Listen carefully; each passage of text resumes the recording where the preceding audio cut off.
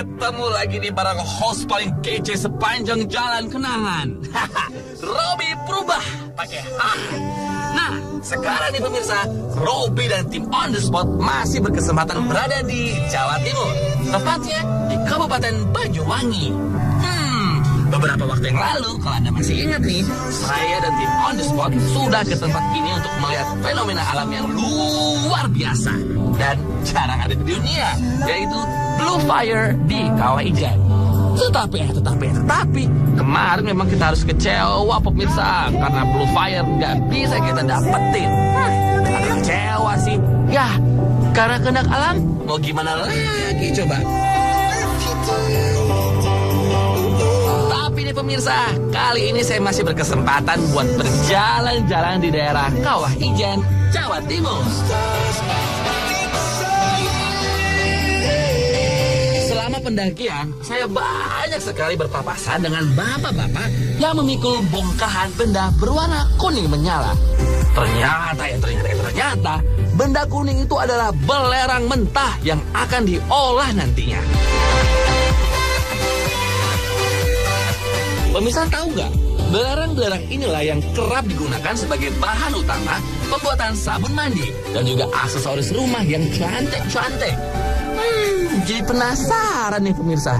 Saya kepo abis tentang kehidupan para penambang ini.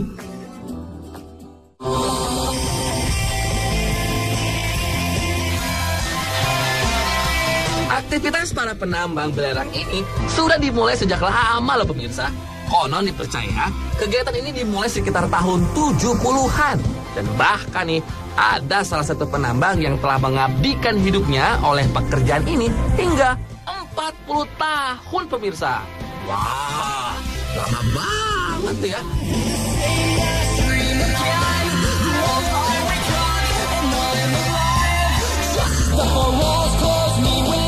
Sekarang, saya sudah sampai di pusat penambangan belerang. Tempatnya pemirsa, tepat di tepi kawah Gunung Ijen. Di tempat inilah biasanya para pengunjung mengabadikan fenomena api biru bila malam hari. Karena hari semakin siang, maka para penambang dapat dengan leluasa melanjutkan pekerjaannya.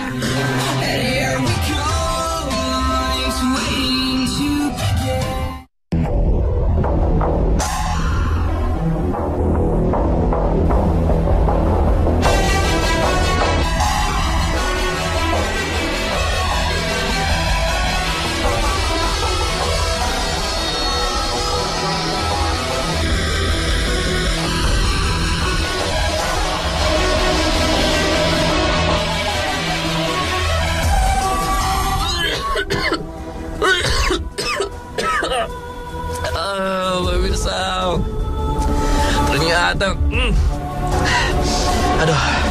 ternyata begini ya rasanya bila menghirup gas belerang nih.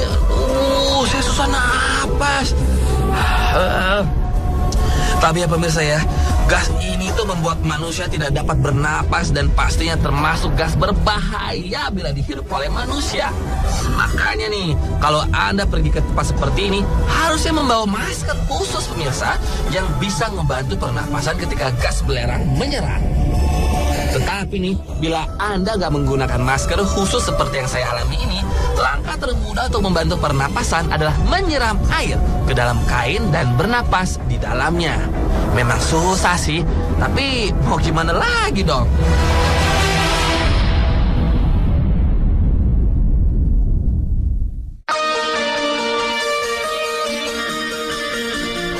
Para penambang di Kawah Ijen ini adalah pekerjaan yang sangat berbahaya dan berat pemirsa.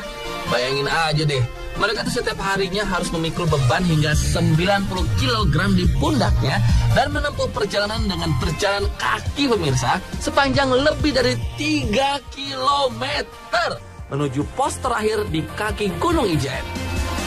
Dan bukan itu aja loh, medan yang harus dihadapi oleh mereka juga sulit banget pemirsa. Medan curam dan terjal dengan turun naik bukit jadi santapan sehari-hari bapak-bapak perkasa pembawa belerang ini. Dan pemirsa, yang mengejutkan adalah, Anda tahu nggak berapa per kilogram belerang ini dihargai?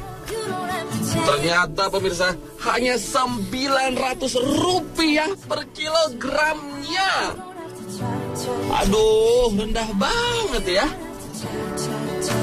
Mungkin bagi banyak orang jumlah tersebut masih nggak sebanding pemirsa dengan pekerjaan dan pengorbanan yang dilakukan oleh penambang belerang. Tapi hebatnya nih, mereka itu nggak mengeluh dan tetap menekuni pekerjaan ini walau ternyata ada pilihan lain seperti bertani.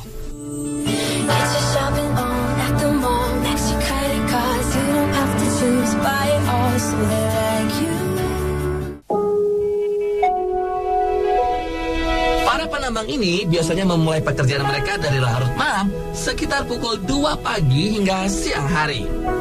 Biasanya ketika tubuh sedang dalam kondisi fit, maka para penambang bisa 2 kali perjalanan naik dan turun menambang dan mengangkat belerang. Ih, bisa dihitung ya pemirsa, berapa kira-kira jauh dan beratnya beban yang harus dibawa dan dipikul para penambang ini. Pemirsa, saya jadi penasaran nih, kira-kira bagaimana sih beratnya mengangkat belerang-belerang ini? Semangat, Pak. Ya. Nah, ini ada seorang penambang yang lewat dekat saya. Ajak ngobrol lah. Mungkin, Pak ya? Boleh. Aduh. Buset, Bapak pakai sendal jepit. Jepit. Pakai sepatu. Nggak punya di rumah.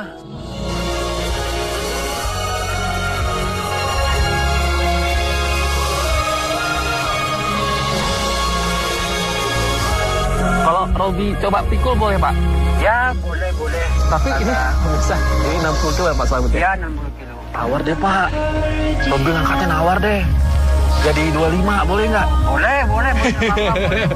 Jadi 25 aja ya, Pak ya? Ya.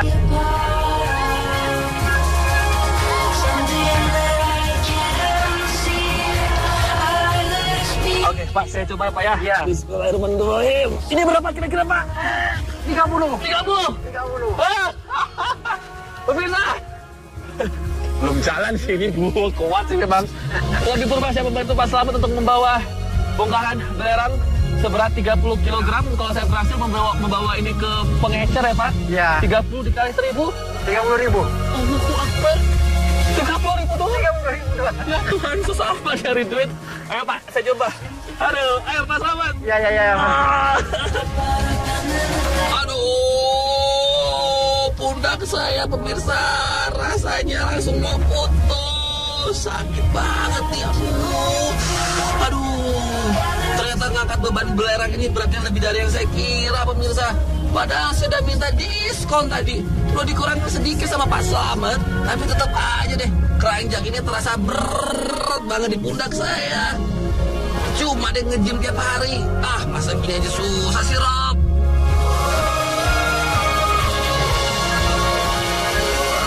Nah, kok dari ini sendiri, jadi penambang ini berapa dapatnya, Pak? Ya, kalau satu kali angkat itu maksimal 60.000. Bawa 2 ya maksimal 100.000 ya. Dengan jarak tempuh berarti 8 kilo ya, Pak ya? 8 kilo. Karena bolak-balik ya. 8 kilo bolak-balik. Dan dengan yang dipikul sebesar atau seberat 60 kilo itu paling ringan. Paling ringan, ya. Dan dibayarnya cuma 60.000 sekali angkut. Ya. Pakai sendal jepit. Ya. Ya Allah. Nah, Pak, kalau ini sebenarnya untuk para penambang melakukan pekerjaan yang penuh dengan resiko. Iya, resiko. Resikonya besar sekali, tidak hanya kesehatan tapi juga keselamatan dalam perjalanan ya, Pak ya. Iya, keselamatan. Dan dengan bayaran yang nggak banyak gitu. Iya. Nah, ada pihak dari pemerintah yang ambil-ambil nggak sih Pak untuk membantu? Kayaknya nggak ada. Yang ada itu cuma orang boleh turis gitu. Tapi ya minta bantuan, minta antar dari pos 1 nyampe kawah itu ngasih 150, kadang 100 gitu lah.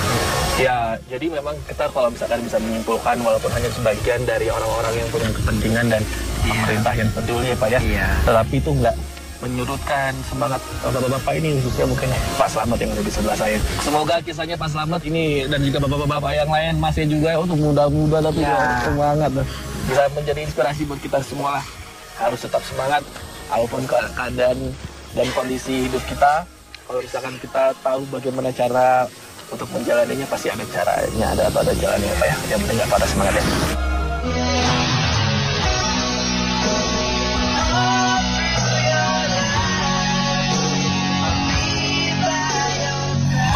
ternyata kehidupan para penambang belerang ini tampaknya jauh ya dari kata sejahtera. Bahkan Pak Slamet ini mengaku untuk membeli sepatu layak saja beliau harus menyisihkan uang lebih. Mudah-mudahan para pejabat yang berwenang melihat kenyataan ini ya dan tergerak hatinya untuk lebih memperhatikan mereka.